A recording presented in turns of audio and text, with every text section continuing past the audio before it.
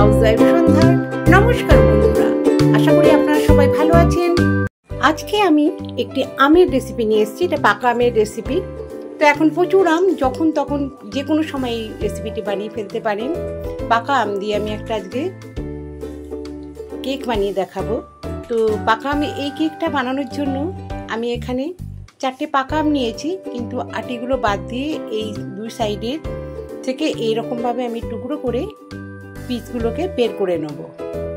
যারা দেখা শুরু করে দিয়েছেন তাদের কাছে অনুরোধ, আপনারা একটি লাইক দিয়ে কন্টিনিউ করবেন, কারণ আপনাদের একটি লাইক আমাকে অনেক বেশি উৎসাহিত করে নতুন নতুন রেসিপির ভিডিও বা অন্যান্য ভিডিও বানানোর জন্য। আমের কেকটিতে আমি কোনো রকম গুঁড়ো দুধ বা এমনি গরুর দুধ কোনো কিছুই দেবো না, জাস্ট আমেরই একটা বানাবো। পিওর আমই থাকবে আর আমেরই একটা আলাদা টেস্ট আসবে। যারা নতুন আমার রেসিপিটি দেখছেন বা আমার চ্যানেলটি ভিজিট করছেন তাদেরকে আমার অসংখ্য ধন্যবাদ, তার অফুরন্ত ভালোবাসা। আপনার একটি লাইক, একটি কমেন্ট করে দিতে পারেন, আর ভালো লাগলে অবশ্যই সাবস্ক্রাইব করবেন আর পাশে থাকা বেল আইকনটি প্রেস করে দেবেন, কারণ আমি যখন আবার নতুন কোনো ভিডিও ছাড়বো সবার প্রথম আপনার কাছে নোটিফিকেশন চলে যাবে। আর এইভাবে প্রত্যেকটা আমেরই ভেতরের শাঁসটাকে আমি বের করে নিচ্ছি। আর এটাতে খুব একটা বেশি উপকরণ লাগছে না, আমি দেখাবো যে সামান্য উপকরণ দিয়ে কিভাবে একটা বাড়িতে বানিয়ে নেওয়া যায়। এখানে বাচ্চা থেকে বড় সবাই খেতে পারবে এরকম একটা জিনিস। আর এখন তো প্রচুর আম, ফ্রিজেও প্রচুর আম স্টোর হয়ে রয়েছে, তখন কিছুটা খাই আমরা, কিছুটা এরকমভাবে রয়ে যায়, সেগুলো দিয়ে আমরা যে কোনো সময় এভাবে আমি বানিয়ে নিতে পারি। আর এটা বাচ্চাদের তো খুব প্রিয়ই, বড়দেরও খুব প্রিয়। প্রত্যেকটা আমের শাঁস এভাবে আমি তুলে নিলাম। আর এটা তো আমি হিমসাগর আম দিয়ে বানাচ্ছি, তো হিমসাগর আমের একটা আলাদাই গন্ধ আছে। এবার আমি আমের টুকরোগুলোকে আমি একটা মিক্সিং বোলে আমি এটাকে স্মুথভাবে পেস্ট করে নেব। সো আপনারা হাতে ম্যাশড করেও করে নিতে পারেন, ছাঁকনি দিয়ে ছেঁকে নেবেন পরে। তো এভাবে আমি এটাকে পেস্ট করে নিচ্ছি। পেস্ট করার পর ঠিক এইরকম আসবে, একটা স্মুথ পেস্ট আসবে।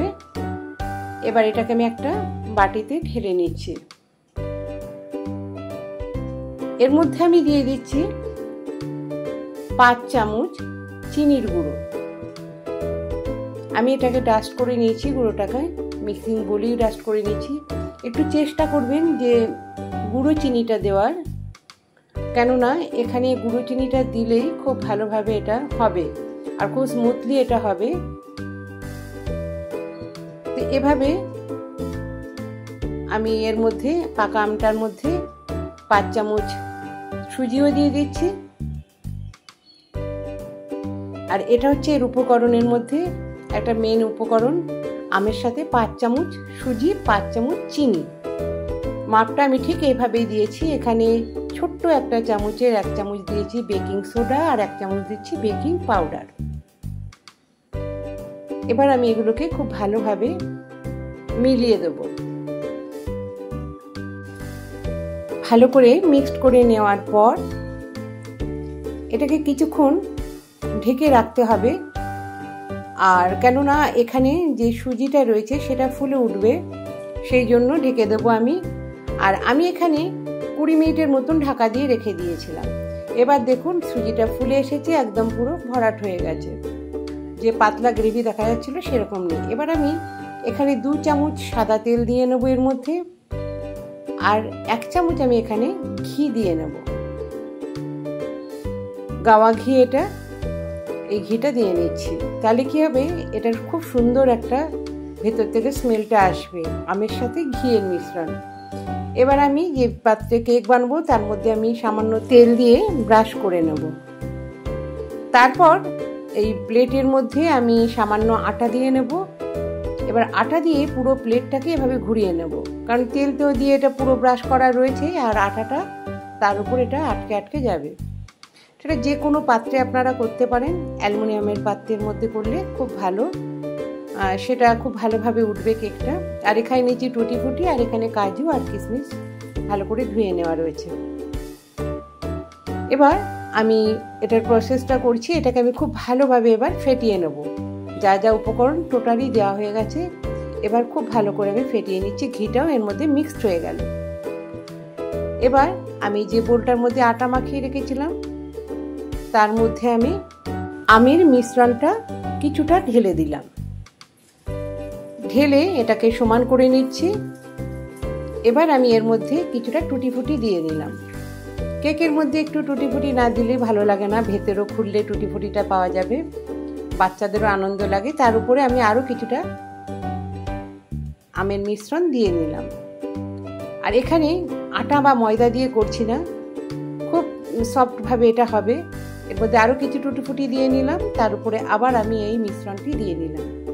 এটা এতই তুলতুলে নরম হবে, মুখে দিলে মনে হবে যেন একটা গলে যাচ্ছে, কারণ এটা শুধু সুজি দিয়ে করা, একদম খুব সফট টাইপের হবে এটা। এবার আমি এটাকে পুরো সমান করে নিচ্ছি, এভাবে একটু এরকমভাবে ধীরে ধীরে এটাকে পুরো সমানভাবে চারিদিকে থাকবে, এভাবে আমি করে নিলাম। উপর দিয়ে আরও কিছুটা টুটি ফুটি ডেকোরেশনের জন্য দিয়ে নিলাম।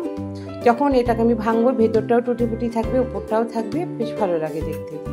এটা দেখতে ভালো লাগার জন্য আর মুখে পড়লেও ভালো লাগবে। এবার আমি কাজু আর কিশমিশ দিয়ে পুরোটা ডেকোরেশন করে নিচ্ছি, আর দেখতে খুব ভালো লাগবে তাহলে কেকটা যখন উপরে ভরে উঠবে। এবার আমি এটা কেক ওভেনে দিয়ে দিচ্ছি। তো আপনারা কড়াইয়েতেও করতে পারেন, কড়াইয়ের মধ্যে বালি বা নুন দিয়ে আপনারা এমনি ওভেনেও করতে পারেন, তার উপর একটা স্ট্যান্ড বসিয়েও করতে পারেন। এটা 5-7 মিনিট বাদে দেখুন কি সুন্দর করে এটা ফুলে উঠেছে, আর খুব সুন্দর একটা আমের গন্ধ বেরিয়ে আসছে, যে আমের জামসত্ত্ব যেরকম গন্ধ সেরকম একটা স্মেল আসছে। এবার আস্তে আস্তে এটা ফুলতে থাকবে আর ভেতরটা ফাঁপা হতে থাকবে। আর এটা খুব বলেছি প্রথমে, খুব তুলতুলে টাইপের হবে, কারণ এটা পুরোটা আমই রয়েছে, জাস্ট এখানে 5 চামচ সুজি রয়েছে। তো একদম তুলতুলে টাইপের হবে, নরম তুলতুলে। সুইচটা অফ করে ঢাকনাটা খুলে আমি একবার দেখে নিচ্ছি যে টুথপিক দিয়ে যে এটা হয়েছে কিনা। হ্যাঁ, এটা হয়ে গেছে, এটার মধ্যে আর লাগছে না। এবার আমি খুব গরম একটা সাঁড়াশির সাহায্যে এটাকে আমি উঠিয়ে নিলাম। উঠিয়ে এটা আমি ঠান্ডা করতে দেব।